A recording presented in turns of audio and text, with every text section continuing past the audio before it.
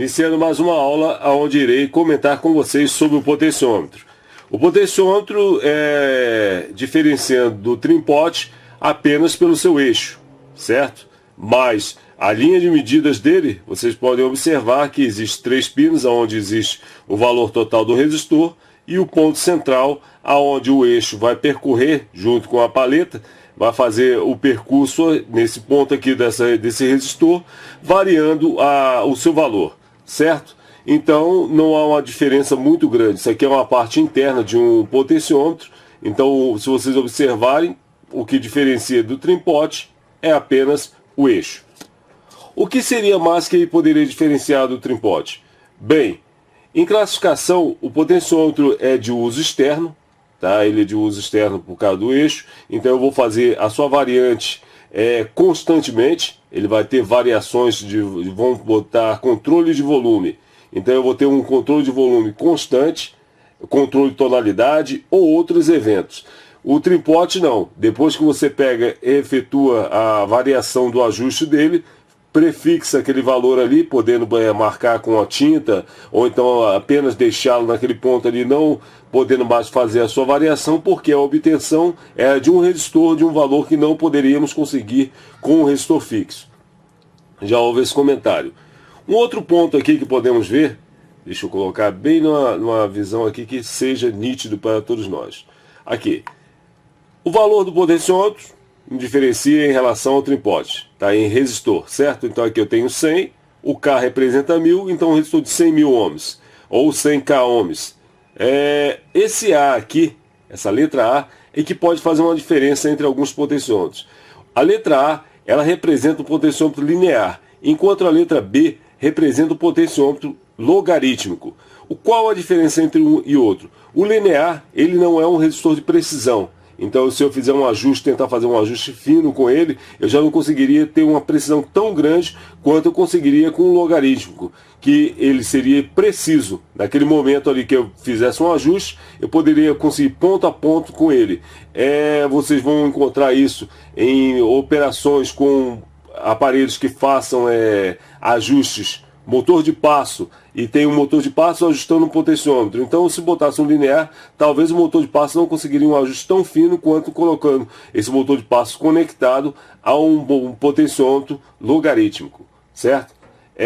Outro ponto aqui que eu posso colocar, o tamanho. Existe N tamanhos de potenciômetro. Esse aqui é um menor. Esse eixo aqui classifica como ele ser de solda de placa, tá? Ele vai ser soldado na placa. Aqui eu tenho um potenciômetro chamado potenciômetro duplo, tá? Onde eu tenho 2 potenciômetros independentes. O eixo um eixo faz o movimento, ó. Esse eixo aqui, ó, se vocês observarem, deixa eu botar bem aqui esse eixo do fundo aqui da frente aqui, que seria esse daqui, tá fazendo o ajuste do potenciômetro do fundo. Deixa eu botar bem. Deixa eu classificar aqui para lá. E obviamente o da frente aqui seria esse daqui. Então esse daqui faz o movimento desse e esse aqui faz o movimento do fundo, tá? Esse potenciômetro aqui, medida idêntica, ele todo classificado a fazer o ajuste independente, e eu posso utilizar tanto um para o volume e outro para a tonalidade, ou vice-versa. Esse potenciômetro aqui classifica, demonstrando para vocês o que eu comentei quase agora em relação a ter um potenciômetro para ajuste de volume. Aqui, ó, ele começa com B.